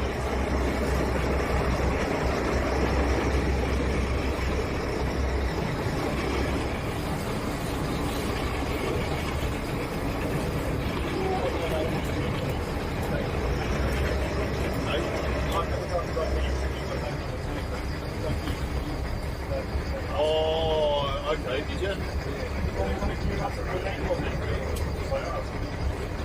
No, I'm glad you spotted that fish come around. I was like, oh.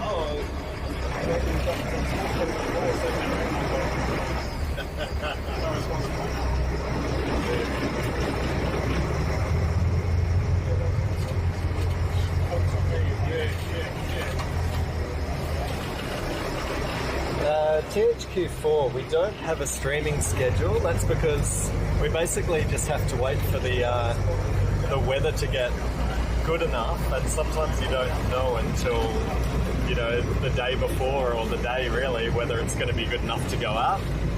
So it's a bit hard for us to set a streaming schedule, but we can tell you that if we get regular good weather, we'll be out here as often as we can. And it's just going to come down to how many of the team can come out. You know, we need that minimum 2 divers and minimum 1, preferably 2 knowledgeable host people. I can have 1 knowledgeable host person and me, but all I do is go, oh, look at that pretty fishy. What's that? So I'd rather have a couple of you because you can sort of, you know, one of you can say something and the other can follow up, or, you know, you have a bit of a conversation about it. My knowledge on sponges, other Corals things like and that, things. isn't too great. No.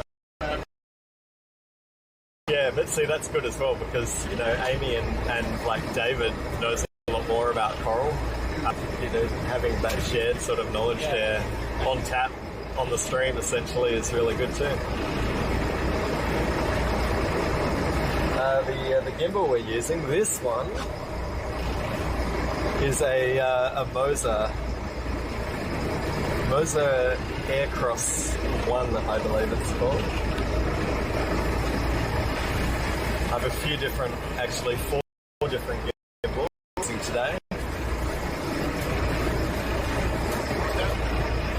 We also have a little bit more of a hardcore DJI Ronin, which is often used for cinematic work as well.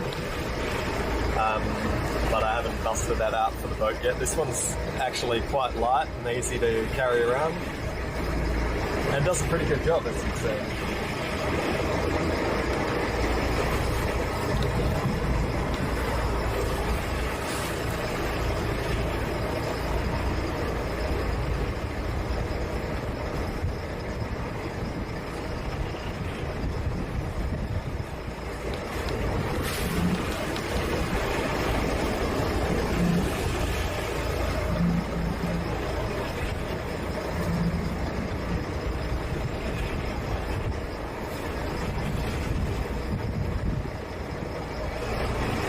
So if you missed before, guys, we are heading back in a little bit closer to shore for a second dive, assuming that it doesn't get too windy and too surgy.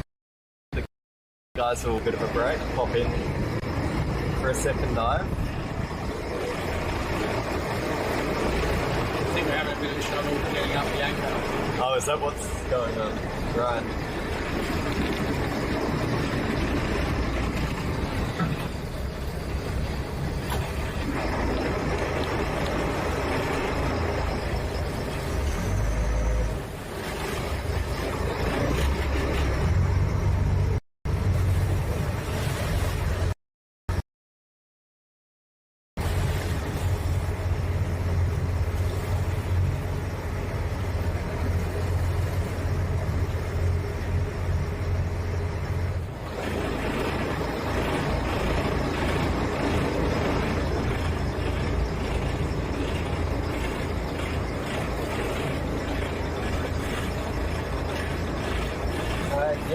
nice day today, Jagger. What approximate air temperature do we have now? I think we're in the 30s. Let's see.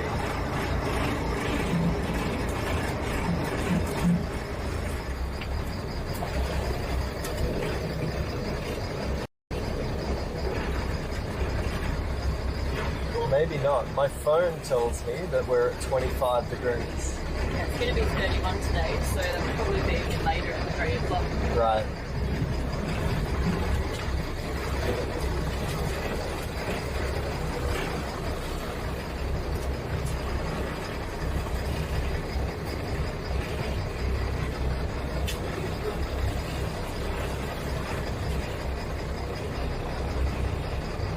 Is that it? Cooler in there now? But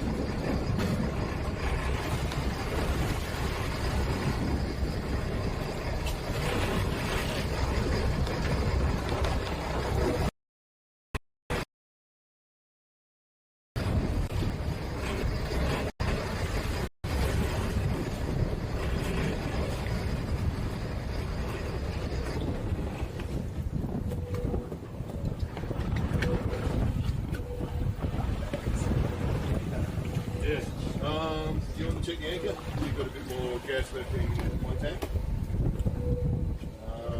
Let's just have to get fired up.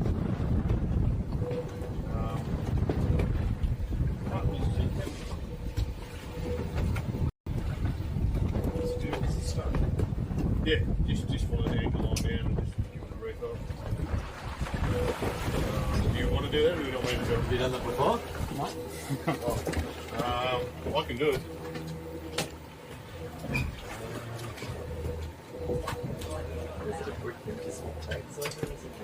Oh, yeah. Do you want to use this?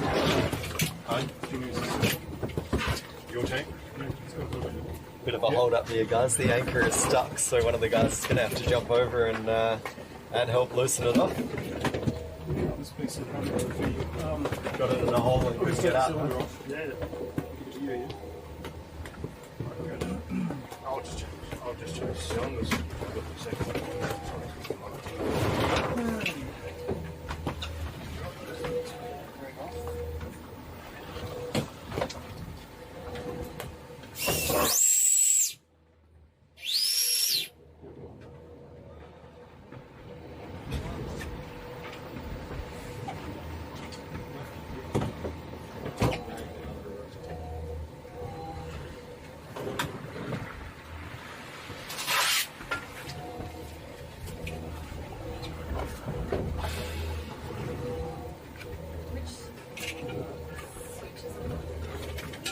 Head unit. Open this. Yeah, and it's on the right hand side. Yeah, and it's that head unit. Sorry, yeah, turn that one on. That's it.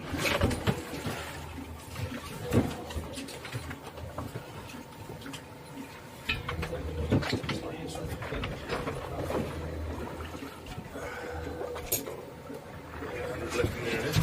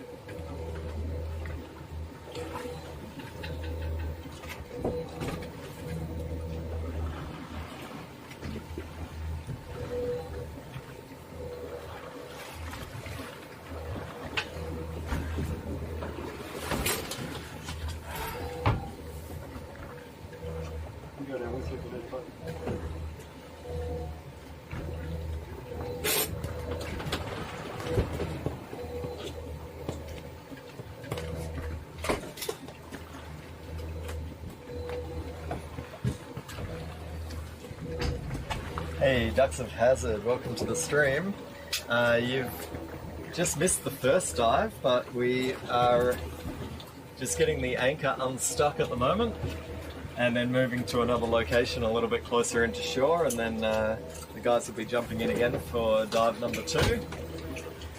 So hang around with us. We're welcome to ask any questions that you might have.